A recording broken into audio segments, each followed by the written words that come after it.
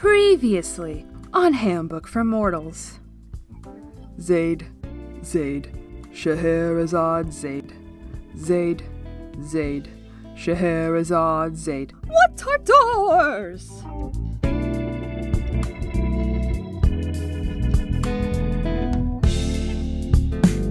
A few of what I assume to be boring and uneventful weeks later, Sherry still made no progress on the whole Mac and Jackson situation. At this point, I'm starting to respect the girl's utter flippancy for the game, but I'm sure she'll make that difficult decision sooner or later.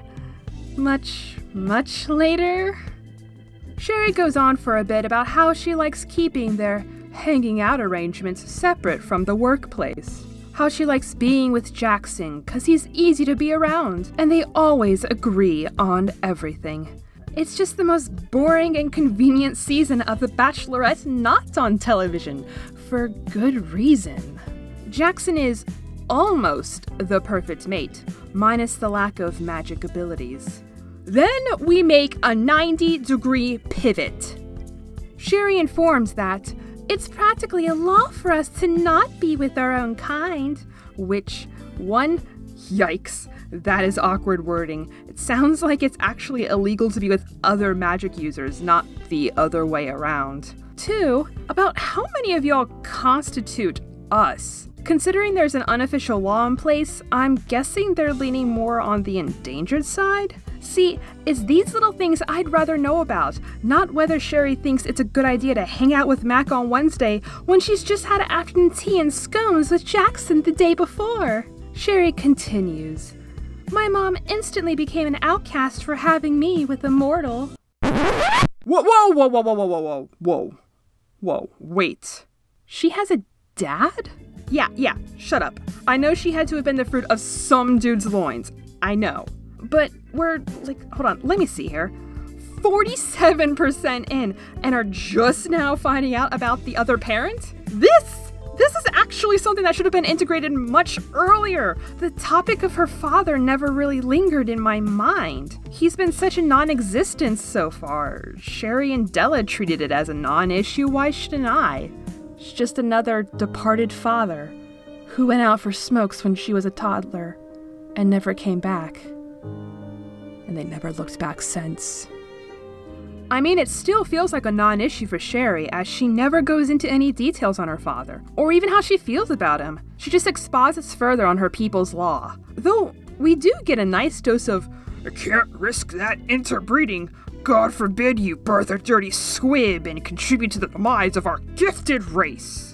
These people aren't quite as stringent as Harry Potter's purebloods, since the society instantly forgave Della when the odds ever rolled in their favor. Jesus, I should have read this crap at least a year ago in earlier chapters. I cannot believe this. Oh my god. And like any crisis pointed in Sherry's direction, the prospect of interracial marriage is concerning, but she'll cross that bridge when she gets to it. Even though Jackson made it a point to mention last chapter that Sherry's the kind of girl you marry, and Sherry informed us in chapter 8 that both boys are marriage material. So, that bridge ain't looking too far away there, love. Sherry veers back to the present, reiterating that Jackson's almost perfect minus the whole mortal situation, but there was just something about him that I wasn't quite sure of yet. Something I hadn't quite place my finger on. Hadn't quite placed my finger on. Sarah, Jesus Christ. Now, I'd make the joke that Jackson's just not nipping at her heels to her innocently pure, no doubt virgin, like Mac is oh so willing to do. But I shall restrain myself, as a respectable lady would. However, I do want to make note of this, as there's just something about Jackson, not quite as he seems, adds yet another layer onto his already suspicious ass cardboard cutout of a character. He could just be fear, and my lack of ability to want to make a decision. Oh, honey. You've been stringing these masochistic, brain-dead Neanderthals for months. This goes beyond mere fear. But the cards didn't make the outright decision for her, claiming its free will clause must have been behind some kind of weird lesson she was supposed to learn. I'm assuming this is all alluding to the stuff Della tells her clients before reading, which proves I pay more attention to Sherry's mom than her own lugnut of a daughter. Sherry deviates onto another tangent. My mom being a fan of Peter Tork, a member of the Monkees, a 60s band. Great reference for the kids there, Serum. Della would frequently quote him to the point where what would Peter Tork do was a household quirk for her. I'm just shaking my head here, because this little character detail should have been shown to us way back when Sherry was first leaving home. Can a girl read anything in this book that carries emotional weight? Is that really too much to ask for here? We rejoin reality again. Sherry changes back into her casual clothes. Wait, what the f was she wearing before? And she meets Jackson at the same bar from Chapter 5. Precisely 8 seconds after they walk in, Jackson's whisked away by his bandmates, leaving Sherry susceptible to big, scary drunkards. Oh! She makes her rounds, and at some inevitable point, a random schmo does go up to hit on her. Surprisingly, it's the one time she's not utterly oblivious to it. She enjoys the attention, go figure, but assures us that she's not like other girls who are loose enough to get picked up at bars. What skanks! But to her, getting fawned over by a drunk stranger is a preferred alternative to being an awkward wallflower. To which I counter with, why is being a wallflower even an option for her? She's certainly not shy and claimed to want to try and get along with everyone.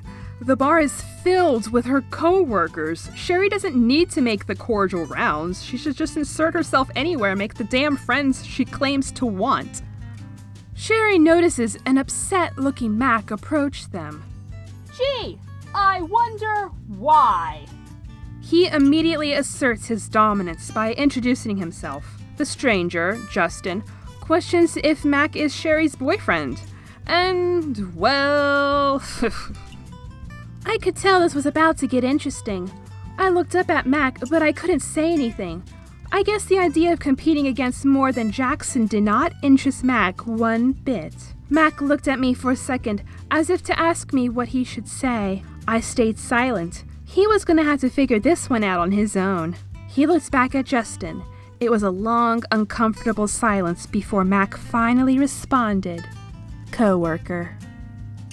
Alright, setting aside her flagrant manipulative behavior, I've beaten that horse long enough for this chapter. I will give it to Sherry. She still feels in control of the situation and doesn't appreciate Mac inserting his white knighting ass into her business. I'd let him sink or swim too.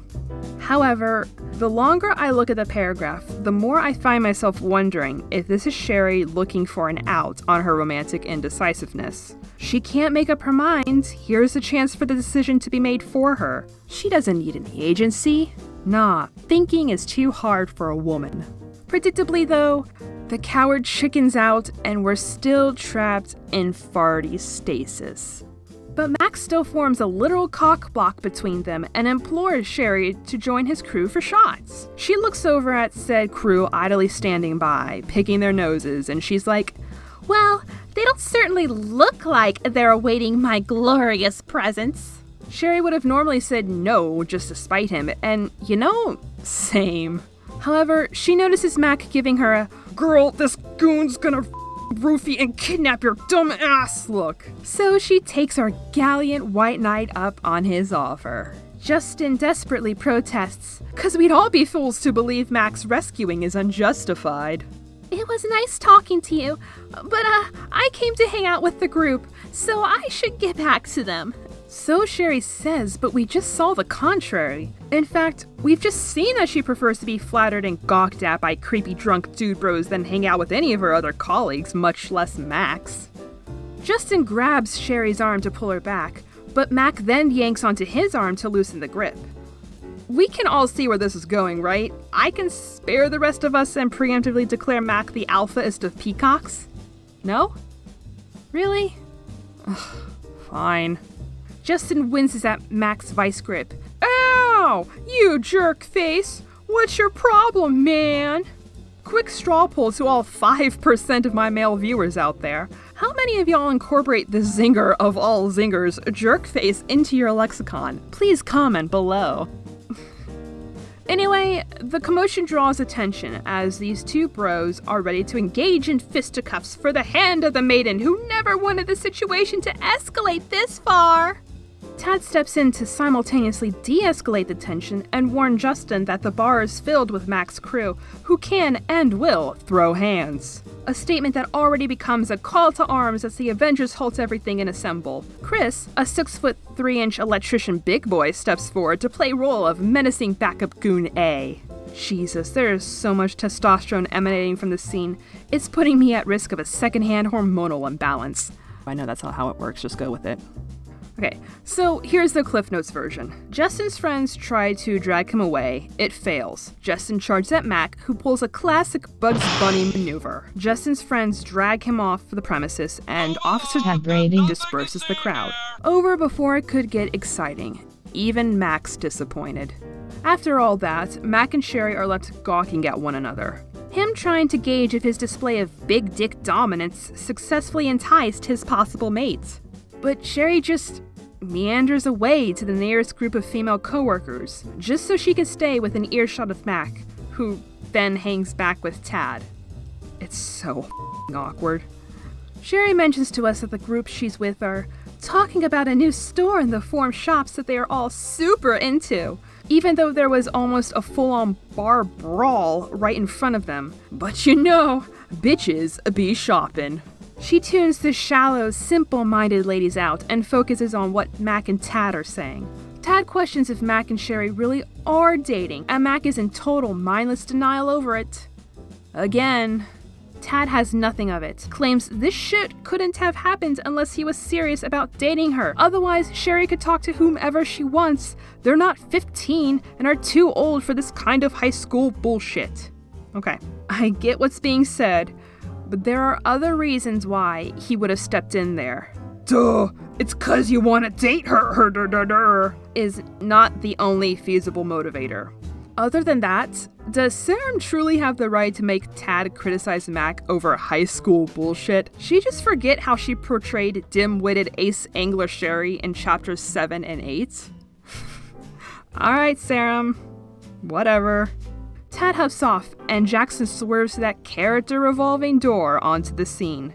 He sounds genuinely concerned about Mac, who responds gruffly. Sherry very astutely assures us that Mac was probably upset by Tad's conversation and not actually upset at Jackson. Ugh, girl, ugh. I am genuinely grateful for this clarification. Sherry, I just assumed Mac was gonna drop-kick Jackson's smarmy face on sight just 'cause. I mean, I can draw it to look pretty punchable. Jackson also scolds Mac, saying, I'm sure Sherry appreciated you defending her honor, ...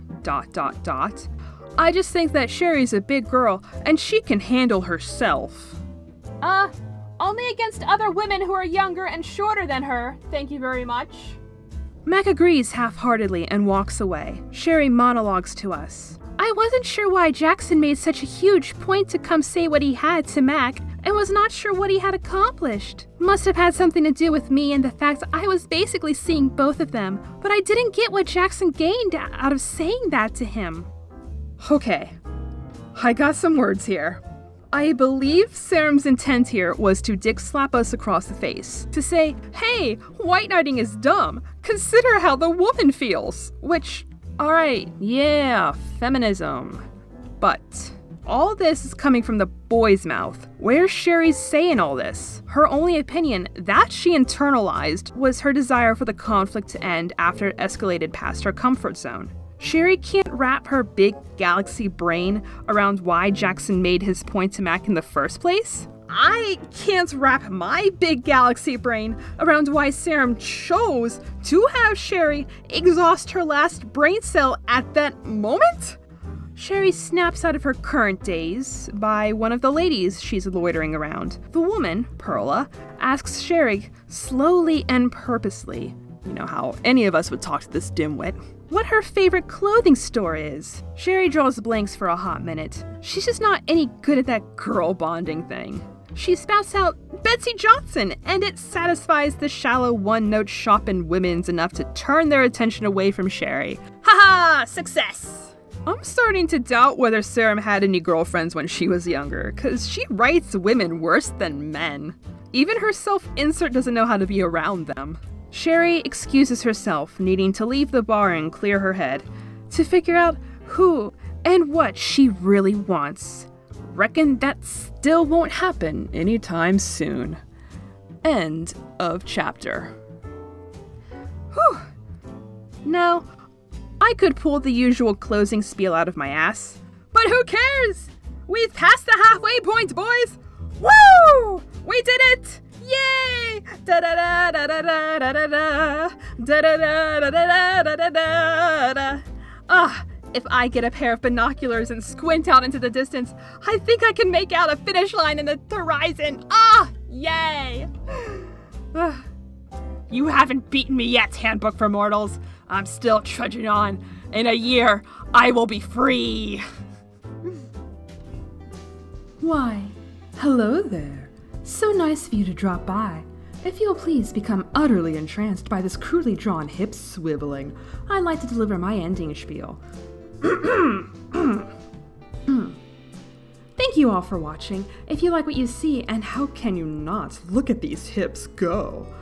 Please consider supporting me on my Patreon, where you can get 1 day early access to all upcoming videos, as well as the entire uncut audio of book reviews. You can hear me yap for almost double the amount of time. You can also vote for the next novel for me to suffer through, or enjoy. I'm at y'all's mercy after all. I can even draw sketches for you at child labor prices. Oh, I jest. Kinda. If you're unable to support me on a subscription basis via Patreon, and I totally understand, I also have a Ko-fi page tip jar for your instant generosity needs. You do you, boo. No judgment. Finally, a like and subscribe still goes a long way. I'm eternally grateful for any and all support. You may now peel your eyes away from this sexy, sexy penguin body. Remember to stay hydrated, friends, and take care.